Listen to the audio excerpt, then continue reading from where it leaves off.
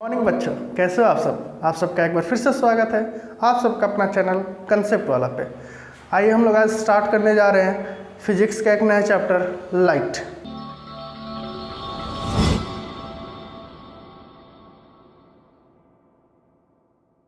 Clear है? अब हम लोग लाइट में क्या पढ़ना है, तो लाइट को हम लोग दो पार्ट में डिवाइड किए हुए हैं। एक पार्ट को हम लोग बोलते हैं रिफ्लेक्शन और एक पार्ट को हम लोग बोलते हैं रिफ्रैक्शन। क्लियर? तो हम लोग दोनों पार्ट पढ़ेंगे, रिफ्लेक्शन पहले पढ़ेंगे। लेकिन आइए पहले जानते हैं लाइट होता क्या है। सबको पता है लाइट क्या होता है। अगर अंधेरा रूम होता है, बगल में कोई खड़ा भी होता है तो वो दिखाई नहीं देता है, यानी जैसे ही बल्ब को ऑन करते हैं वो दिखाई देना शुरू हो जाता है। मतलब क्या हुआ? ये एक फॉर्म ऑफ एनर्जी है जो दूसरे चीज़ों को देखने में हमें मदद करता है। जब तक लाइट ऑफ था हमें कोई दिखाई नहीं दे रहा था, जैसे ही हमने लाइट ऑन किया दूसरी चीज़ें हमें दिखाई देना शुरू हो गई। तो वहाँ से डेफिनेशन क्या निकल के आया कि light is a form of energy which help us to see other object. Clear है? बहुत आसान है। नेक्स्ट है कैरेक्टरिस्टिक्स ऑफ लाइट। लाइट होते हैं जो कुछ कैरेक्टरिस्टिक्स अपने शो करते हैं, प्रॉपर्टीज अपने शो करते हैं। क्या क्या प्रॉपर्टीज शो करते हैं, लाइट के क्या क्या कैरेक्टरिस्टिक्स होते हैं? क्वेश्चन दोनों तरीके से पूछा जा सकता है। तो पहला कैरेक्टरिस्टिक्स होता है कि ये एक इलेक्ट्रोमैग्नेटिक वेव्स होता है। कैसा वेव्स होता है? इलेक्ट्रोमैग्नेटिक वेव्स, यानी इलेक्ट्रिसिटी पास करने के बाद जो मैग्नेटिक फील्ड डेवलप होता है वहाँ से जो वेव जनरेट होता है उसको बोलेंगे इलेक्ट्रोमैग्नेटिक वेव्स। ठीक है? और ये ड्यूअल नेचर शो करता है। ड्यूअल नेचर मतलब कभी कभी ये पार्टिकल की तरह बिहेव करता है, मतलब मास भी शो करता है, और कभी कभी ये वेव की तरह भी शो करता है, यानी प्रोपगेट भी करता है। क्लियर है? कोई दिक्कत? कौन कौन से ड्यूअल नेचर शो करता है? Particle as well as wave. ठीक है? It is an electromagnetic waves, it shows dual nature, particle as well as wave. Second property क्या है? It does not require any medium for propagation. Propagation मतलब चलना, travel,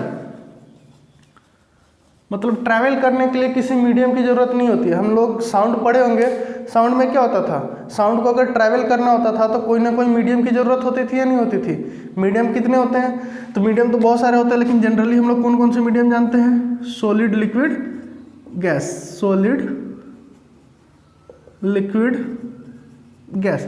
तो अगर medium नहीं भी है तब भी लाइट ट्रैवल करेगा, लेकिन साउंड को ट्रैवल करने के लिए इन तीनों की ज़रूरत पड़ती है।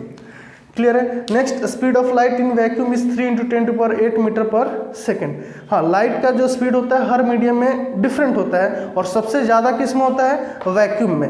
और कितना होता है? 3 × 10⁸ मीटर पर सेकेंड। तो आप लोग सोच रहे होंगे वैक्यूम क्या होता है? देखो पहले तो स्पेलिंग पे ध्यान दो, VACUUM होता है। तो पहली बात तो स्पेलिंग बहुत ध्यान से इसका याद रखेंगे। वैक्यूम क्या होता है? Medium less place.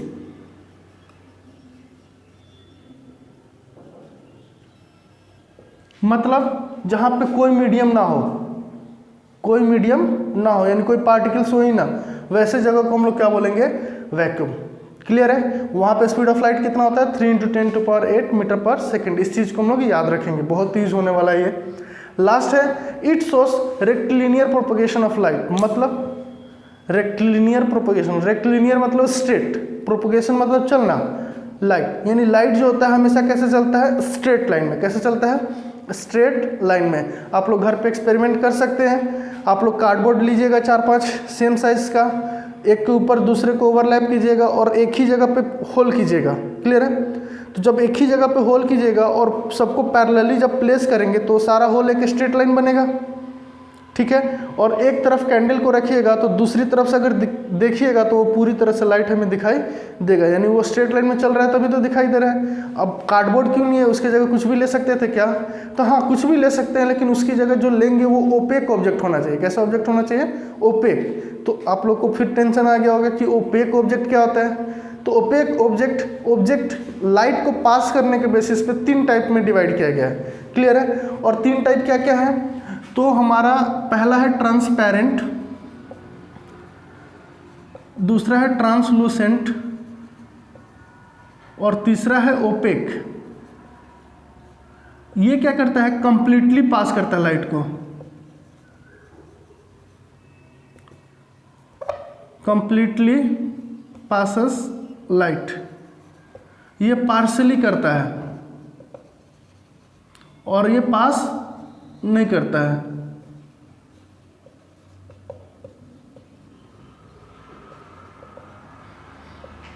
Opaque object कैसा होता है? जो लाइट को पास ना करे। तो हम लोग ओपेक ऑब्जेक्ट ले रहे हैं, अगर वो होल से अगर स्ट्रेट लाइन में पास नहीं करता होगा, अगर ऐसे ऐसे ट्रैवल कर रहा होगा, तो वो क्या होता? अगर कर्व में ट्रैवल करता तो एक होल से आता और दूसरे होल में कर्व जाता, तो जो सामने कैसा ऑब्जेक्ट मिलता? Opaque object. तो फिर पास नहीं करता तो दूसरे एंड पे दिखाई नहीं देता, लेकिन हमें दूसरे एंड पे दिखाई दे रहा है। क्यों? क्योंकि लाइट जो है उसी होल से क्या कर रहा है? पास कर रहा है। क्लियर है? तो इसको बोलते हैं rectilinear propagation of light. Object भी हम लोग का क्लियर है, ट्रांसपेरेंट, ट्रांसलूसेंट और ओपेक। ट्रांसपेरेंट किसको बोलते हैं? जो अपने थ्रू लाइट को पूरा का पूरा पास करे। ट्रांसलूसेंट जो पार्शियली मतलब आधा अधूरा, जैसे कॉटन का पर्दा होता है तो उससे देखते हैं तो उधर की चीज़ें थोड़ा बहुत हमें दिखाई देती है। वाटर है, वाटर से भी अगर चीज़ों को देखते हैं अंदर तो थोड़ा बहुत दिखाई देता है, धुंधला सा दिखाई देता है, नहीं दिखाई देता है। ट्रांसपेरेंट में एकदम क्लियर दिखाई देगा। जैसे हम लोग के बीच में जैसे दो लोग खड़े हैं तो दोनों के बीच में हवा है तो वो दोनों क्लियर दिखाई देते हैं। क्यों? क्योंकि एयर कैसा मीडियम होता है? ट्रांसपेरेंट। कैसा ऑब्जेक्ट होता है? ट्रांसपेरेंट। ओपेक जैसे दीवार हो गया, बोर्ड हो गया, जब मैं यहाँ पे लिख रहा हूँ इसके पीछे क्या है आप लोग को तो नहीं पता चल रहा होगा, नहीं पता चल रहा होगा। क्यों? क्योंकि ये कैसा ऑब्जेक्ट है? ओपेक। लाइट जो है यहीं तक आ रही है और यहीं से टकरा के वापस आ जा रही है। क्लियर है? चलिए नेक्स्ट है terms related to light. Light के साथ क्या क्या टर्म्स जुड़े हुए हैं? तो पहला आता है पॉइंट सोर्स। सोर्स यानी स्रोत, जहाँ से वो शुरुआत होता है। तो सोर्स के बेसिस पे लाइट को हम लोग दो टाइप में डिवाइड कर दिए हैं। पहली बात तो एक होता है ल्यूमिनस और एक होता है नॉन ल्यूमिनस। अब बोलोगे ल्यूमिनस नॉन ल्यूमिनस क्या होता है? ल्यूमिनस जिसका अपना खुद का लाइट होता है, नॉन ल्यूमिनस जिसका अपना खुद का लाइट नहीं होता है। एक सिंपल सा एग्जांपल लेंगे, सब कुछ समझ में आ जाएगा। देखिए जैसे एग्जांपल इसका लेते हैं सन और इसका एग्जांपल लेते हैं मून। लाइट तो दोनों शो कर रहे हैं, लेकिन सन का अपना खुद का लाइट है, स्टार का अपना खुद का लाइट है, मून का। तो मून के ऊपर जो सन का लाइट पड़ता है उसी लाइट को वो क्या करता है? रिफ्लेक्ट करता है। तो उसका खुद का लाइट नहीं है, वो सनलाइट को रिफ्लेक्ट कर रहा है। आ रहा समझ में? तो वैसे ऑब्जेक्ट को हम लोग बोलेंगे नॉन ल्यूमिनस, एक को बोलेंगे ल्यूमिनस। ल्यूमिनस जिसका अपना खुद का लाइट हो, on light, it's on light, और इसका नहीं होगा, does not have it's on light. ठीक है, कोई दिक्कत? चलिए, तो पॉइंट सोर्स क्या होता है? अगर लाइट किसी एक पॉइंट से शुरू होता है तो उसको बोलते हैं हम लोग पॉइंट सोर्स। लेजर लाइट होता है वो एक पॉइंट से क्या होता है? एमिट होता है, तो उसको बोलेंगे पॉइंट सोर्स। क्लियर है? नेक्स्ट होता है रे। तो हमें पता है लाइट रे एक जगह जहाँ से शुरू हो रहा होगा वहाँ से स्टार्ट हो रहा होगा। जैसे यहाँ से सोर्स होगा वहाँ से शुरू हो रहा होगा और ये एक स्ट्रेट लाइन में ट्रैवल करता है और इनफाइनाइटली जाते रहता है। तो ऐसे चीज़ को हम लोग बोलते हैं रे। The path along which light ray travel. Light रे जिस पाथ के एलोंग ट्रैवल करता है उसको हम लोग क्या बोलते हैं? रे बोलते हैं। सिंपल। नेक्स्ट है बीम। बीम क्या होता है? जब दो या दो से अधिक लाइट अगर पैरेलली ट्रैवल करता है तो उसको हम लोग बोलते हैं बीम। ठीक है, या पैरेलल बीम ऑफ लाइट, दोनों नाम से जानते हैं। बीम किसको बोलेंगे? टू और more light ray travel parallel to each other. दो या दो से अधिक लाइट रे हैं और पैरेलल जा रहे हैं तो बीम बोल देंगे। फिर होता है कन्वर्जेंट रे। कन्वर्ज मतलब मिलना। बहुत सारे लाइट रे कहीं से आ रहे हैं, आकर के एक पॉइंट पे क्या हो रहे हैं? मिल रहे हैं, तो उन्हें बोलेंगे हम लोग क्या? Convergent ray. टू और more light ray meet at a point. देखिए बहुत सारे लाइट रे आ रहे हैं और आकर के सारे इस पॉइंट पी पे आके क्या हो रहे हैं? मिल रहे हैं, तो इसको बोलेंगे कन्वर्जेंट। डाइवर्जेंट उल्टा। यहाँ पे बहुत सारे लाइट रे आके मिल रहे थे, यहाँ से एक ही पॉइंट से बहुत सारे लाइट रे क्या होंगे? बाहर की तरफ निकलेंगे। टू और मोर लाइट रे emerge out from A point. Emerge means बाहर निकलना। ठीक है, तो देखिए एक पॉइंट पी है और यहाँ से ये बहुत सारे लाइट रे क्या हो रहे हैं? बाहर निकल रहे हैं। तो ये सब थोड़े छोटे छोटे टर्म्स हैं, इनको भी दिमाग में रखना जरूरी है। क्लियर है? चलिए अब आगे पढ़ते हैं। नेक्स्ट है रिफ्लेक्शन। बहुत इंपॉर्टेंट टॉपिक है जो हम लोग को पढ़ना था। पहला पार्ट वो है रिफ्लेक्शन, अब शुरू होता है। अब रिफ्लेक्शन क्या होता है? रिफ्लेक्शन होता है bouncing back of light in the same medium when it strikes an opaque object. तो ओपेक ऑब्जेक्ट हम लोग जान चुके हैं क्या होता है ओपेक ऑब्जेक्ट? जो लाइट को पास नहीं करता है। अगर लाइट को पास नहीं करता है तो लाइट उससे आके क्या करेगा? टकराएगा, और टकरा के वापस उसी मीडियम में क्या होगा? वापस आ जाएगा। तो इस फिनोमिना को हम लोग बोलते हैं reflection of light. Reflection of light किसको बोलेंगे? Bouncing back of light in the same medium, उसी मीडियम में। जैसे अगर कोई लाइट रे यहाँ से आ रहा है, ऐसे आया है, इससे टकराया, टकरा करके फिर वापस आ रहा है, तो इसी मीडियम में आया था और इसी मीडियम में वापस जा रहा है, तो ऐसे फिनोमिना को हम लोग बोलते हैं रिफ्लेक्शन ऑफ लाइट। क्या बोलते हैं? Reflection of light. ठीक है, ये एक फिनोमिना है। क्लियर है? अब देखते हैं कैसे हो रहा है। जैसे ये ओपेक ऑब्जेक्ट है, मिरर ले लेते हैं। मिरर में एक सरफेस होता है पॉलिश्ड और एक सरफेस होता है प्लेन। ठीक है, ये वाला सरफेस क्या है हमारा? पॉलिश्ड है। क्लियर है? मिरर आप लोग देखे होंगे, मिरर के पीछे क्या होता है? दिखाई नहीं देता है। तो मिरर भी कैसा ऑब्जेक्ट होता है? कैसा ऑब्जेक्ट होगा? Opaque object. हाँ, ग्लास है वो कैसा ऑब्जेक्ट है? Transparent object. घर में ग्लास वगैरह लगे होंगे, शीशा या गाड़ी वगैरह में ग्लास लगे होते हैं, तो दूसरी तरफ की चीजें क्लियर दिखाई देती है, दिखाई देती है ना, तो वो क्या कहलाएगा? ट्रांसपेरेंट कहलाएगा। लेकिन उसी मिरर को, सॉरी, उसी ग्लास को अगर एक तरफ से हम लोग क्या कर दें? पॉलिश कर दें, सिल्वर प्लेटिंग कर दें, ठीक है, तो वो अब क्या कहलाएगा? Opaque object. तो ये एक ओपेक ऑब्जेक्ट हो गया। ठीक है, कोई एक लाइट रे आ रहा है, देखो ऐसे ही आएगा स्ट्रेट लाइन में, तो वो क्या करेगा? रिफ्लेक्ट बैक कर जाएगा। क्या कर जाएगा? रिफ्लेक्ट बैक वापस उसी मीडियम में। तो ये एक सरफेस है, तो सरफेस का एक हम लोग परपेंडिकुलर लेते हैं। ऐसा है नहीं, हम लोग मान रहे हैं इसलिए हम लोग डॉटेड लाइन से दिखाते हैं। इसको हम लोग बोलते हैं नॉर्मल रे। क्या बोलते हैं? नॉर्मल रे। जो रे आता है उसको हम लोग बोलते हैं इंसिडेंट रे। क्या बोलते हैं? Incident ray. और जो टकरा के वापस जाता है उसको बोलते हैं हम लोग रिफ्लेक्टेड रे। सब बारी बारी से लिखेंगे।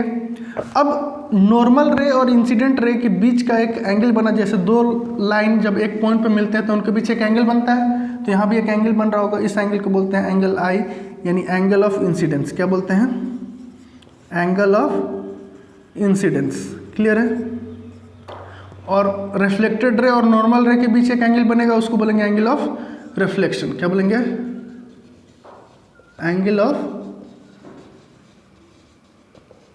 रिफ्लेक्शन। क्लियर है? तो ये सब चीजें हैं जो क्या है? टर्म्स है। किससे जुड़ा हुआ टर्म्स है? रिफ्लेक्शन ऑफ लाइट से। तो ये एक टॉपिक हमारा आ जाता है यहाँ पे, क्या? Terms related to reflection of light.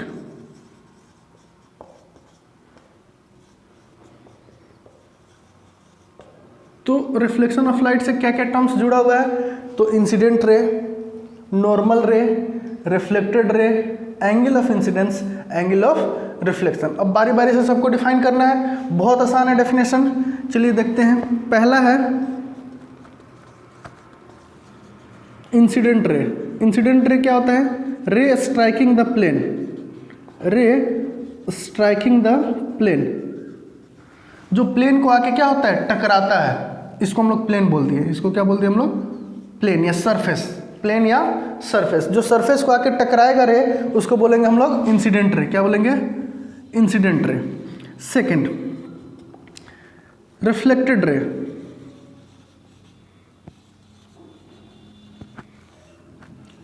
रे which reflects back from the surface।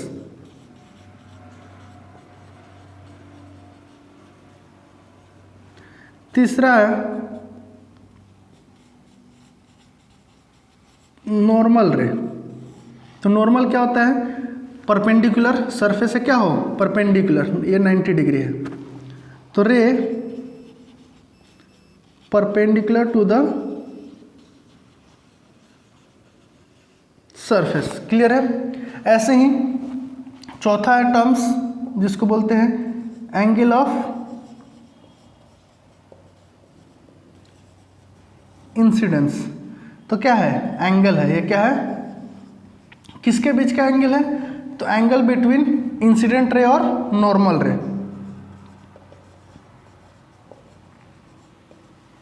And normal रे। ऐसे ही एक होता है लास्ट जिसको बोलते हैं एंगल ऑफ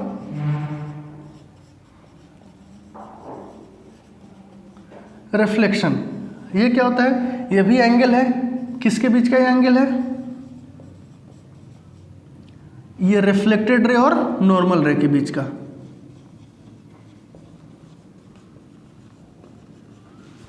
एंड नॉर्मल रे, ठीक है। इसको एंगल आई से दिखाते हैं और इसको एंगल आर से।